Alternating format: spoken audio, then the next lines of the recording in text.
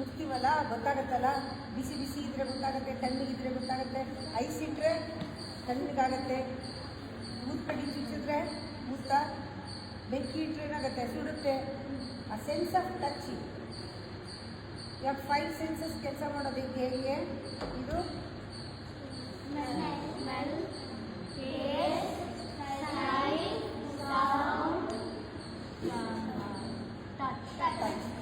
Sense of touch. ಯಾವ್ಯಾವ ಇದು nose, ಇದು ಟಂಗ್, ಐಸ್, ಸ್ಕಿನ್, ಎಲ್ಲನೂ ಇದೇ ಕಂಟ್ರೋಲ್ ಮಾಡ್ಬೋದು ನಾವು. ಆಮೇಲೆ ಇಲ್ಲಿಗೆ ಬರಬೇಕು, ಇದಾದ್ಮೇಲೆ ಇಲ್ಲಿ ಬರಬಾರ್ದು, ಈಗ ಜಂಪ್ ಮಾಡಬೇಕು. ಇದು ಮೈಂಡ್, ಅದಾಯ್ತಾ? ಬಾಡಿ ಆದಮೇಲೆ ಎಲ್ಲಿಗೆ ಬರ್ತೀರಾ, ಮೈಂಡಿಗೆ, ವೆರಿ ಸೆನ್ಸಿಟಿವ್. ಇಲ್ಲಿಗೆ ಬಂದರೆ ನೀವು ಯೋಚನೆ ಮಾಡೋ ಶಕ್ತಿ ಇದೆಯಲ್ಲ, ಇಂಟೆಲೆಕ್ಟ್, ಬುದ್ಧಿ ಇಟ್ಕೊಂಡ್ರೆ ಬುದ್ಧಿ ಶಕ್ತಿ ಜಾಸ್ತಿ ಆಗುತ್ತೆ. ಇಲ್ಲಿಗೆ ಬಂದ ತಕ್ಷಣ ನಿಮ್ಮ ಕ್ರಿಯೇಟಿವಿಟಿ, ಇಮ್ಯಾಜಿನೇಷನ್ ಎಲ್ಲ ಜಾಸ್ತಿ ಆಗುತ್ತೆ. ಇದನ್ನು ಹೀಗೆ ಮಾಡಿದ್ರೆ ಓದಿದ್ದೆಲ್ಲ ಜ್ಞಾಪಕ ಇರುತ್ತೆ, ಮೆಮೊರಿ ಪವರ್ ಜಾಸ್ತಿ ಆಗುತ್ತೆ. ಇಲ್ಲಿಗೆ ಬಂದ ತಕ್ಷಣ ರಿಲ್ಯಾಕ್ಸ್ ಆಗುತ್ತೆ, ಮೈಂಡ್ ಎಲ್ಲ ಪೀಸ್ಫುಲ್ ಆಗಿರುತ್ತೆ. ಕಾರಣ ಇನ್ನೊಂದ್ಸರಿ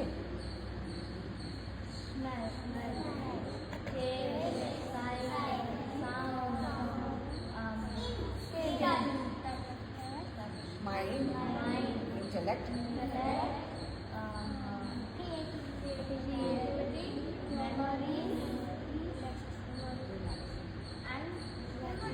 ಮೆಮೊರಿ, ಕಾನ್ಸಂಟ್ರೇಷನ್, ಇಮ್ಯಾಜಿನೇಷನ್ ಎಲ್ಲ ಇದೆ.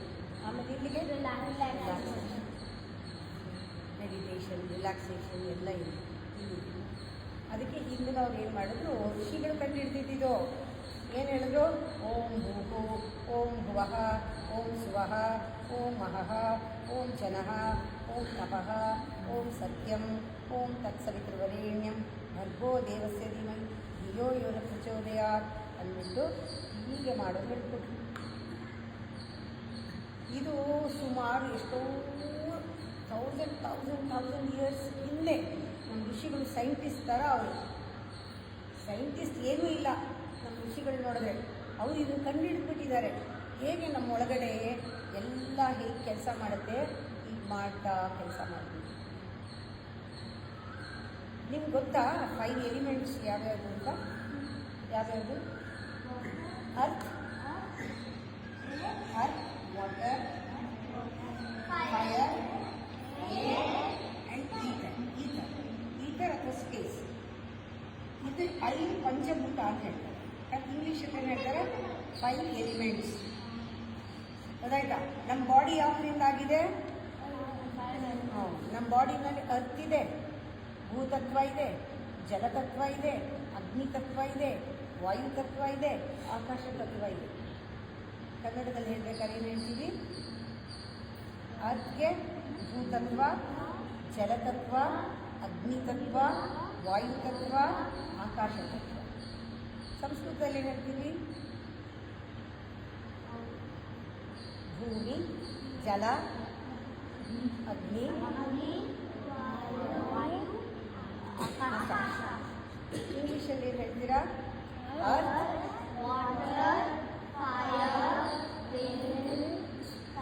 ಏರ್ ಅಂದರೆ ಸ್ಪೇಸ್. ಇಷ್ಟೂ ನಮ್ಮ ಬಾಡಿ ಆಗಿರೋದು. 5 ಪಂಚಭೂತ, 5 ಎಲಿಮೆಂಟ್ಸ್ ಸೇರಿ ನಮ್ಮ ಬಾಡಿ ಆಗಿದೆ. 5 ಸೆನ್ಸಸ್ ಇದೆಯೋ ಇಲ್ವೋ ನಮಗೆ? 5 ಕೆಲಸ ಏನು ಮಾಡುತ್ತೆ ಅದು? ಬಾಡಿ 5 ಕೆಲಸ ಮಾಡಬೇಕಲ್ಲ, ಅದು ಹುಚ್ಚು. ಒಂದೊಂದು ಕೆಲಸ ಒಂದೊಂದು ಕಡೆ ಮಾಡೋದು ಹುಚ್ಚು ಅಂತಾರೆ. 5 ಕೆಲಸ ಏನು ಮಾಡುತ್ತೆ? ಒಂದು ಸೃಷ್ಟಿ ಮಾಡುತ್ತೆ, ಒಂದು ಪರಿಪಾಲನೆ ಮಾಡುತ್ತೆ, ಇನ್ನೊಂದು ಬೇಡದೇ ಇರೋದನ್ನು ಆಚೆ ಹಾಕುತ್ತೆ, ಇನ್ನೊಂದು ನಮ್ಮಲ್ಲಿರೋ ಶಕ್ತಿನ ಕನ್ಸ್ಯೂಮ್ ಮಾಡಿ ಇಟ್ಕೊಳ್ಳುತ್ತೆ, ಬಚ್ಚಿಟ್ಕೊಳ್ಳುತ್ತೆ, ಇನ್ನೊಂದು ನಮಗೆ ಆಶೀರ್ವಾದ ಕೊಡುತ್ತೆ. ಇದನ್ನೇನು ಹೇಳ್ತಾರೆ? ಸೃಷ್ಟಿ, ಸ್ಥಿತಿ, ಲಯ, ನಿರೋಧಾನ, ಅನುಗ್ರಹ ಅಂತ ಹೇಳ್ತಾರೆ ಸಂಸ್ಕೃತದಲ್ಲಿ. ಪಂಚಕೃತ್ಯ ಅಂತ ಹೇಳ್ತಾರೆ. ಪಂಚಕೃತ್ಯಗಳನ್ನು ಮಾಡುತ್ತೆ. ಯಾವುದು? ಪಂಚಭೂತಗಳು. ಪಂಚ ಇಂದ್ರಿಯಗಳಿಂದ ಪಂಚಕೃತ್ಯ ಮಾಡುತ್ತೆ. ಇವಾಗ ಗೊತ್ತಾಯ್ತಾ ನಿಮಗೆ ಸೀಕ್ರೆಟ್ ಆಫ್ 5 ಏನೇನು ಕೆಲಸ ಮಾಡುತ್ತಿದ್ದು?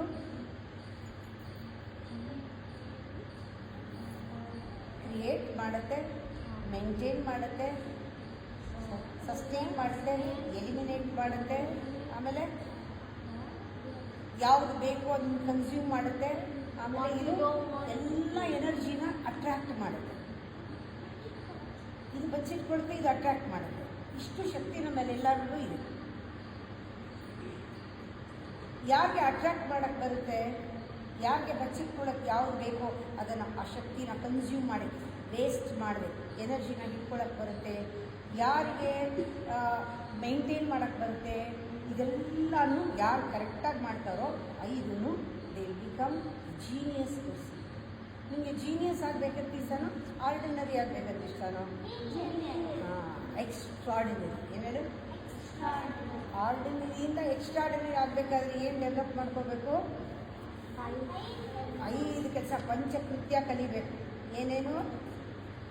ಸೃಷ್ಟಿ, creativity, maintenance, elimination, resolution and grace. 5 ಇದೆ. ಯಾವುದ್ರ ಮೂಲಕ ಮಾಡಬೇಕು? 5 ಪಂಚಭೂತಗಳಿಂದ ಮಾಡಬೇಕು, 5 ಸೆನ್ಸಸ್ ಮೂಲಕ ಮಾಡಬೇಕು. ನಿಮ್ಗಿರೋದೇನೆ ಇನ್ಸ್ಟ್ರೂಮೆಂಟ್ 5 ಸೆನ್ಸಸ್ಸು. ಕಣ್ಣಿಲ್ಲದೆ ನೋಡ್ತೀರಾ, ಕಿವಿ ಇಲ್ಲದೆ ಕೇಳ್ತೀರಾ, ಮೂಗಿಲ್ಲದೆ ನಮೂಸ್ತೀರಾ, ಊಟ ಕಾಲಿಗೆ ಕೆಲಸ ಮಾಡದೆ ತಿನ್ನೋಕ್ಕಾಗತ್ತಾ? ಟಚ್ ಬರಬೇಕಾದ್ರೆ ಸ್ಕಿನ್ ಟಚ್ ಎಲ್ಲ ಬರಬೇಕು. ಇದು 5 ಕೆಲಸ ಮಾಡಬೇಕಲ್ವಾ? ನಿಮಗೆ ಗೊತ್ತೇ ಇರಲಿಲ್ಲ. ನೀವು ಅದನ್ನು ಸರಿಯಾಗಿ ಉಪಯೋಗಿಸ್ಕೋಬೇಕು, ಅದನ್ನು ಮೇಂಟೈನ್ ಮಾಡಬೇಕು ಅಂತ ಗೊತ್ತೇ ಇಲ್ಲ. ನಿಮ್ಮ ಬಟ್ಟೆ, ಶೂಸು, ಪುಸ್ತಕ ಎಲ್ಲನೂ ನಿಮ್ಮ ವಸ್ತುಗಳನ್ನೆಲ್ಲ ಮೇಂಟೈನ್ ಮಾಡ್ತಿರೋ ಇಲ್ವೋ? ನಿಮ್ಮ ಬಾಡಿ ಮೇಂಟೈನ್ ಮಾಡೋದೇ ಇಲ್ಲ. ಬಾಡಿ ಮೇಂಟೈನ್ ಮಾಡೋದು ನಿಮ್ಗೆ ಗೊತ್ತಿರೋದು ತಿನ್ನು, ಸ್ನಾನ ಮಾಡು, ಡ್ರೆಸ್ ಮಾಡು, 3 ಗೊತ್ತು. ಆದರೆ